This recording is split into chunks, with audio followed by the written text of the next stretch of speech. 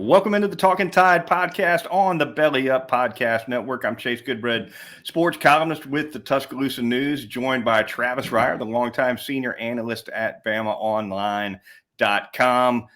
The Talkin Tide podcast available to you, of course, at Apple Podcasts or whatever platform you prefer. And, of course, we are live on YouTube and Facebook as well. Give us likes, follows, etc. accordingly. In those locales, if you would, the Twitter feed is Talkin_Tide. That's the handle. You can go there, give us a follow, get quick links to all of our podcasts right here on the Belly Up Podcast Network. Of course, we want to thank Peterbrook Chocolatier of Tuscaloosa, fine sponsor of the program for a number of years. And with that, Travis, we dive into kind of a quick look back on SEC Media Days. Uninteresting, I thought, in some respects. I thought Nick Saban managed to get through it without fielding anything too tough.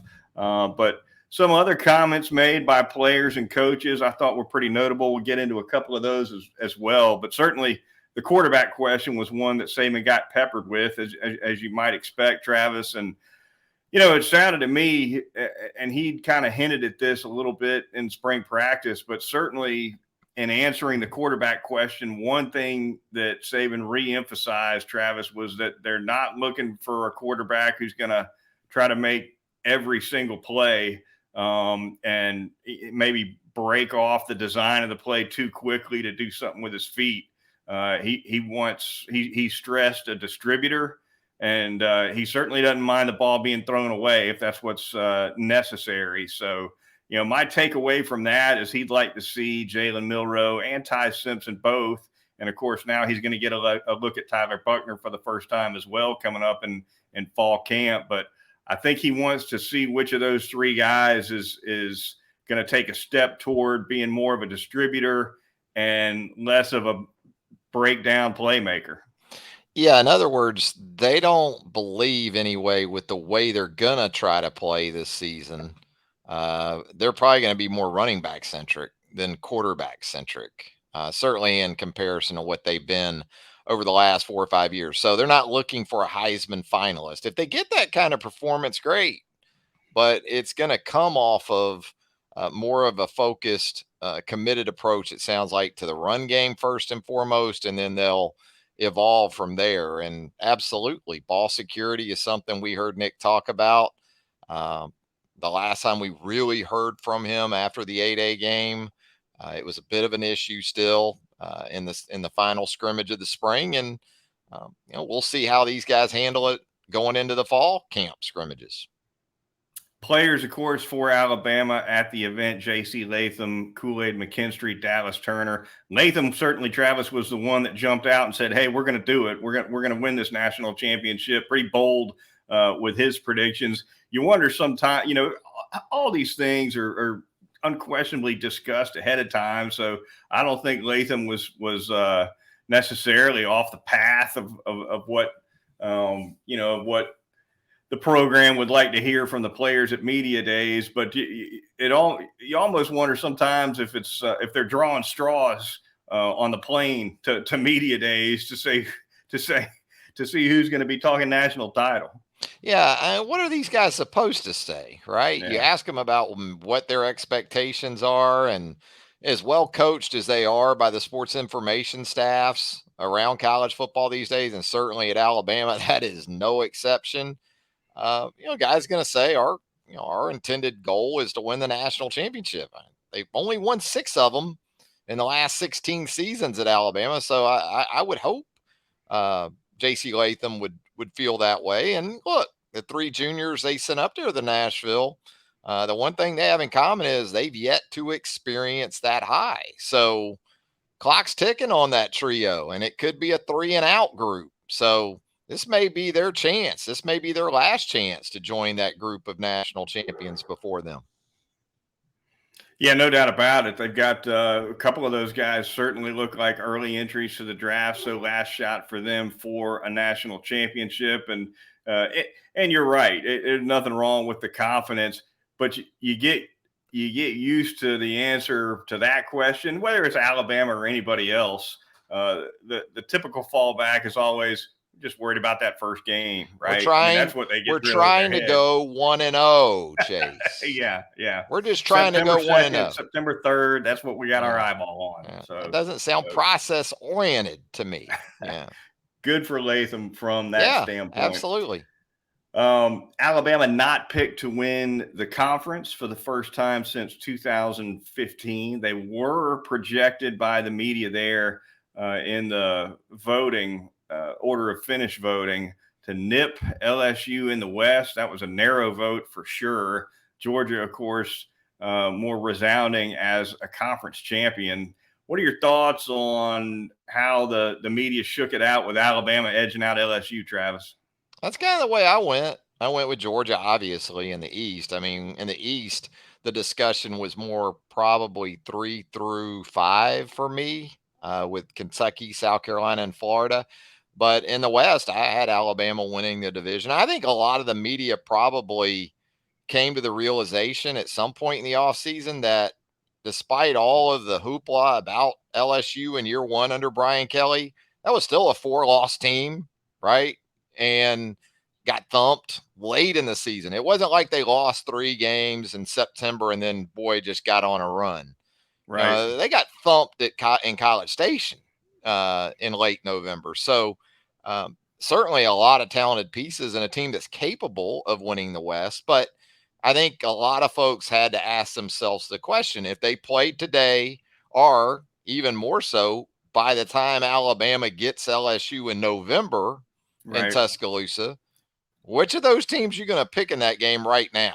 Now, if the game was played in Tuscaloosa in September, like Texas is getting Alabama, I can see more picks going LSU's way with Alabama still transitioning in a lot of areas, including quarterback. But by the time early November rolls around, Chase, I think that's the question you have to ask yourself when you make that pick in the West. The gap between Jaden Daniel and who knows what kind of gap it might look like, if any.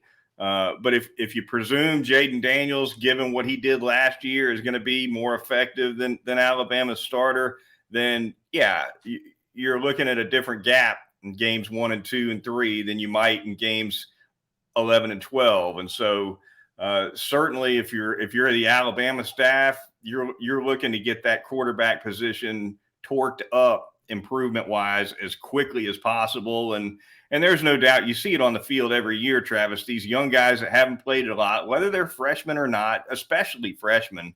But even a guy like Milroe, who's been around the program and played a little bit, but has never been a full-time starter. Sometimes you see vast improvements in these guys by the end of the season versus September. No doubt about it. And I think, when you look at Alabama and what they're going to see in week 2, what you expect them to see from Quinn Ewers and that Texas offense. But the silver lining in all that is, even if it kind of plays out like Ole Miss 2015 in Tuscaloosa, the big difference is going to be it's not going to hurt you in the conference. And no, I'm not picking Texas already tonight, so don't run with that. But you know the point I'm making there. It could be that because of Texas's offensive prowess, Alabama finds himself in a position in week 2 with a new quarterback where they might have to score in the high 20s or even into the 30s to win that game in Tuscaloosa, Chase. And if that's the case right now, as we sit here in sort of mid-July, that's not a promising scenario, I would think, for Alabama. All right, looking outside of Alabama quickly, Travis, around SEC Media Days, just wanted to touch on one quote from a coach and one from a player that kind of caught my ear. I'm sure you heard these remarks as well. Naturally, I lean toward Kiffin's refreshingly honest, right, and unvarnished with his comments at SEC Media Days and in general. And I'm always going to have an appreciation for that, Travis, as a reporter. I'm sure you do as well. But what about him saying, oh, yeah, I've got some rankings for booster collectives. I just can't quite tell you what they are. But he said, I'd love to, but I can't do it. Can you imagine? Can you imagine how viral Lane Kiffin would go if he ranked the collectives in the league 1 through 14 on Twitter or at a microphone or anybody else? That would set it on fire. Yeah, I mean, Lang looked like he came straight off the beaches of Saint Martin or something too. By the Every way, year, yeah, it comes wind with that deep blown, tan. straight off the cruise boat Lane. So I'd like more backstory on that whole deal, how he got that look. But no, it is what it is in this era of college football, and Lane's been pretty adamant about. And it makes you wonder too if Lane was head coach of, say, Texas, like Sark is, would we be hearing as much of this from Lane as Right. we do with him at Ole Miss? Don't seem Maybe to we be would. hearing a lot of complaints from Sark, do you? Yeah, Sark. I don't. What's the problem? Nor Yeah, Jim. You ask Jimbo, and he doesn't even know what it is yet. Probably still, right? yeah. So He exactly. Yeah, he'll tell you it has nothing to do with our football team, nothing to do with our program. You got to try to interpret all that with Jimbo, but yeah, it is. I think it has a lot to do with where you're getting your paycheck from right now. how about Quinshawn Judkins? Speaking of, we'll stay with Ole Miss as we turn to a quick player quote. Burning that NIL money on a Nick Saban Mercedes. What about that? Yeah, Nick probably appreciates it, right? All I roads mean, lead back to Saban on this NIL stuff, I yeah, if he guess, didn't right? sign Quinshawn as a high school player, he signed him on that dotted line. So that's all Nick cares about. He got Quinshawn signed one way or the other, it sounds like. Fantastic quote from him for sure. Enjoyed it thoroughly. I was there for about 36 hours, not too long. Obviously, Wednesday was the day that Alabama spoke, and Nick Kelly of the Tuscaloosa News and I were on hand and bolted out of there pretty quickly. It's getting tougher and tougher to get to throw a fastball at these guys, though, Travis. I'm telling you, it's just every year it seems like it's made for TV just a little bit more. And on, not to whine, but for this particular year, my hand was up and Nick's hand was up with a fastball raring to go And for the nobody entire 30 cares. minutes of the main No. ballroom press conference, and random, just picking out. But I get it. There's 50 hands up, But and the have a moderator. daily beat room. Have a separate breakout area for daily beat people. How about I said that? you could And do that's that, why when I have been in the past, I would always when it first became a thing, I'd go in the internet room right? because if I really had a question I wanted answered, I had a hell of a lot better chance in the internet room than the main room. Right, right. Well, we went into Because the Cam Robinson, remember one summer, Cam had an issue with the authorities back in like Monroe, I think it right. was. And I wanted to ask Nick about Cam's status, coming out of all that because we hadn't heard from him. So that's where I went because the math was far Yep, better if I had a yep. question. I mean, the Math's main better, room, except the minutes, right? Because yeah. that's a 10-minute room, But not a 30 but minute if you get room. up quick, Yeah, you know, yeah, no doubt about it. But it's it's like Family an Feud. They interesting ought to give setup. y'all, they ought to give you buzzers, and everybody tries to buzz in. I think It's one rough, man. solution that's kind of similar to what you suggested, maybe just reserve a particular row, the front row, the second row. I don't care what row. Reserve some row for the daily local beat guys, and then that way, at least the moderator can point to somebody on a row and at least know he's catching some of the right I mean, people. half the questions I think are more from fan types than they are There's no doubt. There's no reporters. I doubt. mean, Yeah. it's 50-50 at best. And absolutely, the SEC loves it though. I mean, because Yeah. every year 1,137 credentials. Credentials. That's Yeah. the number. That's the end all be all for the Yeah. SEC when it comes to media days. That's the one they like to drop at the end. It's become the SEC's NFL draft, just like what the NFL's done with the draft. That's what the SEC's going to do with media days. Going to Dallas next year, so you know. Headed for Dallas next year. All right, I'm exiting the soapbox now officially, No. Travis, on that complaint. All right, the Talkin Tide podcast on the Belly Up Podcast Network, coming to you live here on Facebook and YouTube. You can get us on any podcasting platform you prefer. And we want to thank Peterbrook Chocolatier of Tuscaloosa, our fine sponsor. Travis, tell us some more about them. It's July, and we've talked about it. Wednesdays in July, you go by Peterbrook Chocolatier, right there at 1530 McFarland Boulevard North in the Indian Hills section of Tuscaloosa. You're going to get that free scoop of gelato. Wednesdays in July, they're going to take great care of you, and they'll always take great care of you any day, any month, any year at Peterbrook Chocolatier. 1530 McFarland Boulevard North in the Indian Hills section of Tuscaloosa. My wife, Michelle, brought home a box of custom. It's basically a chocolate business card, kind of is what it looks like. But brought home a box of those for her place of business, and all I could do is count up those reward points, Travis. Yeah, they're coming my they have way the free of rewards charge. Can't program. beat them. You can do that, and the custom molds too, like Chase is talking about. If you have a business, or they're very popular with realtors, business folks, even the University of Alabama athletic department likes those custom molds. So you can check that out too. Talkin Tide podcast on the Belly Up Podcast Network. Moving on, just a few more minutes to go here. Travis, wanted to touch on Fan Day really quickly. It is back. Hadn't been around, I think, since 2019, pre-COVID, as a matter of fact, the autograph session, but a little bit of a twist on the event this year.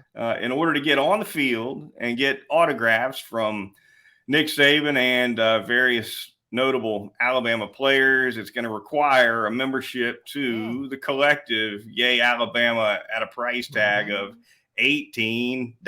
So that goes on top of the camp out outside Bryant-Denny Stadium to pop in there on Fan Day for you. Yeah, right. You can't get on the field, Chase, unless you're on the team. So that's basically what you're being told here. Hey, I think Alabama pretty fans, ingenious way, I guess, if you got to grow that base. Absolutely. You know? But it took the collective to bring back Fan Day, but it is back, and that's, I think, what most fans care about, and that's what matters. Eli Gold back in the booth this fall. Travis, some good news for the longtime voice of the Crimson Tide. Going to be good to see Eli back. Of course, he was out last season with health issues. Chris Stewart did a fine job taking over, but earlier this week, it was reported that Eli was going to be back, and it's great news for him. Absolutely. I mean, first and foremost, just to see Eli regain his health, that's the biggest win in all of this. Synonymous for a generation or two now when it comes to Alabama football as the voice of the Crimson Tide. But I want to say this too, boy, how lucky, how fortunate is the Crimson Tide Sports Network to have Chris Stewart around, who can literally do anything, everything, and can do football at a very, very high level. So very, very happy to have Eli back. But again, absolute kudos to Chris, who's had health issues of his own in the last 5 or 6 years and has overcome those, and just continues to be such a key cog in that whole machination. If the radio business has a Paul Hornung Award, Travis, for the most versatile, Chris Stewart's got to be on the short list for that, if not win it, right? I would think so. And talented dude, just really good at what he does. So good news on all fronts. No doubt. All right, we're going to close it out here on the Talkin Tide podcast with a rumble through the Two Deep Tumbler, as we do in the last several weeks. We're going to tumble up a couple of jersey numbers here. I'm determined. Yeah, it's the state of Alabama's only form of Powerball. That's exactly right. Get Powerball in the state of Alabama. All right. I think that's the first time I haven't spilled one since we started. You're getting good at this. Getting really good. All right, number 80 comes out of the hopper, Travis. Kobe Prentice, the young wide receiver, who, of course, was pretty effective in spots for the Crimson Tide last season as a freshman, and as well, number 65, the aforementioned J.C. Latham. So very important starter on that offensive line, and Latham, the right tackle, and a guy in Kobe Prentice who flashed impressively at times last year, Travis. He did, especially as a first-year player. He ended the season on a high note, took that little quick pass against Kansas State, ran through that secondary for an explosive play touchdown. And I think, like the rest of the receivers, when you think of Kobe, you're just thinking reach that level of consistency that they all need to ascend to heading into this season. But big play, potential big play guy. I think one of the few wide receivers though that I don't recall seeing on punt returns or maybe in the return game, but just as an inside receiver with Isaiah Bond back too, and some of the other things they can do with receivers in terms of flexibility, even their tight ends, Bond and Prentice specifically, that looks to be a really nice 1-2 punch inside, Chase. No doubt, no doubt. And Prentice, we saw Prentice fairly early last season. Of if you group together some of these young receivers, Prentice was a guy that was getting reps quickest, I think, of a lot of that group anyway. Mm-hmm. Behind the veterans, Brooks, Burton, et cetera. Last season, we saw a little bit more of Bond as the season wore on, but clearly there was some trust established between the offensive staff and Prentice right from fall camp last year, given his prime. And it's not like he was a starter. I'm not saying he was, but he rotated regularly enough early last season that it was obvious to me anyway that the staff liked everything they saw about him, or at least most of it. Yeah, and this is a guy that really came onto the radar as a camp phenom for Alabama before his senior year at Calera High School. He was originally committed to Mike Loxley. Alabama's done a little damage to Locks in the last Yes. couple of years, haven't they? But I guess Locks got Leah Tonga Vailoa from Alabama. He's been a good quarterback for the Terps, so I guess it all evens out. But yeah, I think Prentice, when you think about the top 5 or 6 guys in this rotation going into the 2023 season, he's one of those guys. Latham an anchor for sure. Latham was a big time selection in these preseason all SEC teams. He was right there with any of them. As a matter of fact, primed for a big season at right tackle. We talked in the spring and off season about at least the possibility of him moving to the left side because he was the experienced guy at the tackle position. We've seen a lot of examples of Alabama flopping a veteran right tackle starter to the left side when the left spot comes open. Doesn't look like that's going to happen, at least through spring and fall camp. You never know. But throughout the spring anyway, what we saw was that they like Latham right there on that right tackle spot, and one would assume that he'll be all the better for it coming back playing the same spot a second year in a row. Yeah, I wonder too if they just felt like we've got that in our back pocket if we feel like we need it. If we need to send him over to the left side, we can do that. But as you sort of outlined there, why not leave well enough alone if Elijah Pritchett can jump in there at left tackle, or maybe Caden Proctor, the true freshman, shows enough in the spring and then heading into the summer to think, even if it isn't Pritchett, it could be Caden Proctor on that left side. But without question, when you think about offensive tackles in the SEC, I think it's J.C. Latham, probably Will Campbell of LSU as a second-year player, really good young tackle for the Tigers. So money year, contract year for J.C. Latham, really. I mean, you think about the first-round potential for him, and it's right there in front of him. No doubt about it. All right, that is going to do it for this edition of the Talkin Tide podcast on the Belly Up Podcast Network.